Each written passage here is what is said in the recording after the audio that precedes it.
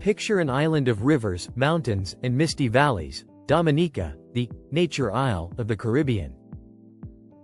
Its rugged landscape is dotted with cascading waterfalls, hot springs, and dense rainforests, but beneath the natural beauty lies a rich tapestry of human settlement that has shaped every village, farm, and house. Dominica's housing market isn't just about property. It's a reflection of centuries of history, from the Kalinago communities who first inhabited the island, to the African-descended families who moved inland after emancipation, to modern returnees and investors who are shaping the market today. Understanding this story gives insight not only into the costs of living here but the culture, the way communities are formed, and how people have historically adapted to the island's terrain and climate.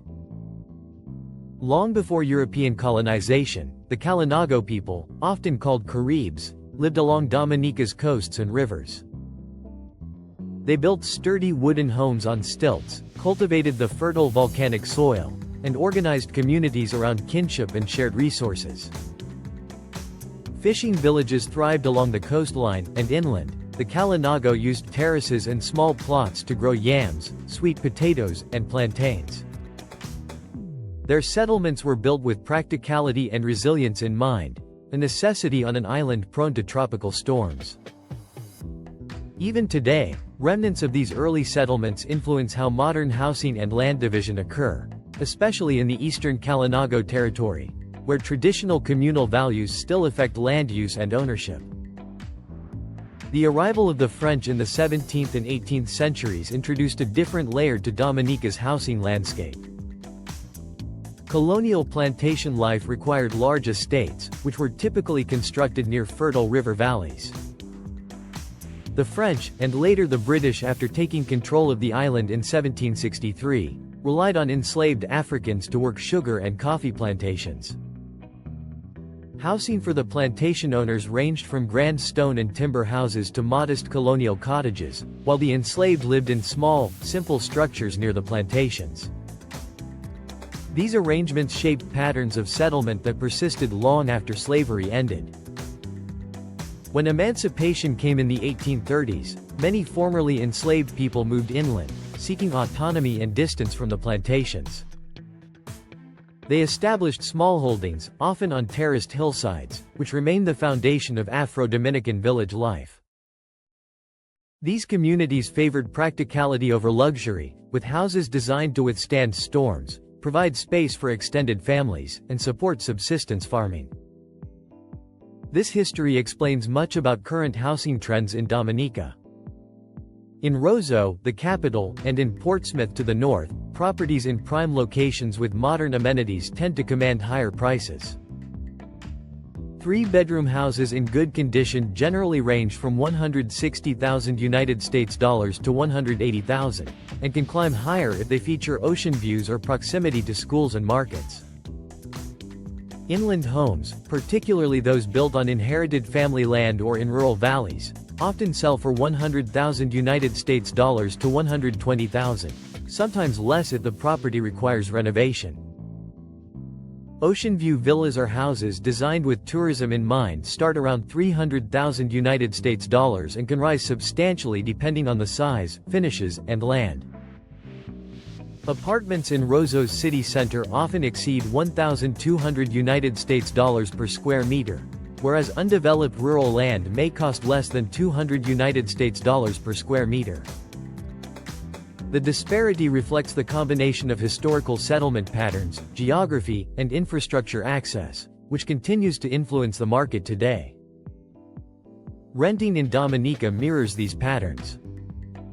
One-bedroom apartments in Roseau average $280 United States dollars per month, whereas the same unit outside the center might cost closer to $200 United States dollars. Larger three-bedroom apartments in town may reach $1,000 United States dollars, but families often find inland homes for $600 United States dollars to $650. Proximity to jobs, schools, markets, and hospitals drives rental premiums, while moving a little further inland saves money and offers more land. The rental market also highlights the continued influence of historical settlement patterns, as many Afro-Dominican and Kalinago descendants maintain homes in inland valleys, while newer developments cater to investors and expatriates along the coast or near tourist hubs. Dominica's modern housing landscape is further shaped by migration and investment trends. In the late 19th and early 20th centuries, Syrian and Lebanese merchant families settled in Dominica, building homes above their shops in towns like Roseau.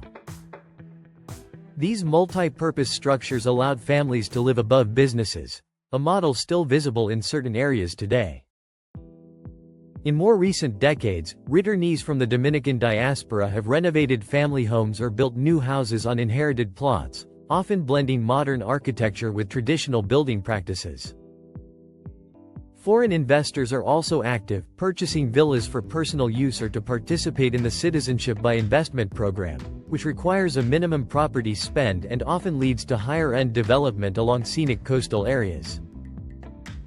As a result, Dominica offers a mix of simple cement block homes, traditional wooden houses, eco-lodges, and luxury villas, each reflecting the story of who built them, why they stayed, and how they adapted to the island. Buying property in Dominica comes with additional considerations. Legal fees, stamp duty, valuation charges, and, for non-citizens, an alien landholding license typically add a few percent to the purchase price. Because Dominica is exposed to hurricanes and heavy rainfall, construction quality is paramount. Reinforced concrete walls, proper drainage, hurricane-resistant roofs, and well-anchored foundations are not optional if a house is to survive the tropical climate. Many buyers hire local attorneys and engineers to ensure clear titles, compliance with building codes, and proper licensing. These precautions have long-term benefits, reducing maintenance costs and preserving property value, especially for homes in coastal or flood-prone areas. Infrastructure also influences property values. Roseau benefits from paved roads, utilities, schools, and hospitals, which increases both rental and purchase prices. Remote villages often lack consistent access to electricity, internet, or public transportation, which lowers market value but appeals to people seeking solitude, space, and closer connection to nature. Historically, the Afro-Dominican communities that settled in inland valleys prioritized land fertility and water access over proximity to ports or towns. Today, their homes remain central to agricultural production, small-scale farming, and community cohesion, demonstrating how historical choices continue to shape housing economics and lifestyles. Lifestyle considerations further affect housing decisions. Many Dominicans, particularly in rural areas, build homes with extended family in mind, with multiple bedrooms, outdoor kitchens, and verandas to accommodate gatherings. Festivals, church events, and cultural practices such as the annual World Creole Music Festival influence housing design, as outdoor spaces and communal areas are valued. Access to markets, schools, and healthcare also shapes both rental and purchase decisions. Coastal properties often appeal to expatriates and investors seeking scenic views or short-term rental income, while inland houses are preferred by locals who prioritize agriculture, family, and privacy. Despite these differences, Dominica's housing market is relatively accessible. A budget of USD $100,000 to $200,000 can still secure a modest inland home with land, while $300,000 United States dollars or more opens options for ocean view houses and villas suitable for tourism. Renting is generally affordable compared to other Caribbean islands, especially outside the capital. Beyond financial considerations, the history of the island, from Kalinago settlements and Afro-Dominican smallholdings to diaspora returnees and investor properties, informs the culture, layout, and character of every neighborhood. Every home, from a simple inland cottage to a luxury coastal villa, carries the imprint of centuries of adaptation, survival, and community building. Dominica's houses are more than walls and roofs. They embody resilience, history, and culture. The Kalinago villages along the east coast demonstrate traditional communal living, while Afro-Dominican farms in the hills reflect centuries of ingenuity and adaptation. Townhomes above shops tell stories of merchant families and entrepreneurial settlement, and modern villas highlight investment and returnee influence. Understanding this history gives perspective on why properties are valued as they are, why people choose certain locations, and how the island balances tradition with modern development. If you found this deep dive into Dominica's housing and history useful, hit subscribe and the bell for more videos exploring Caribbean life and property markets.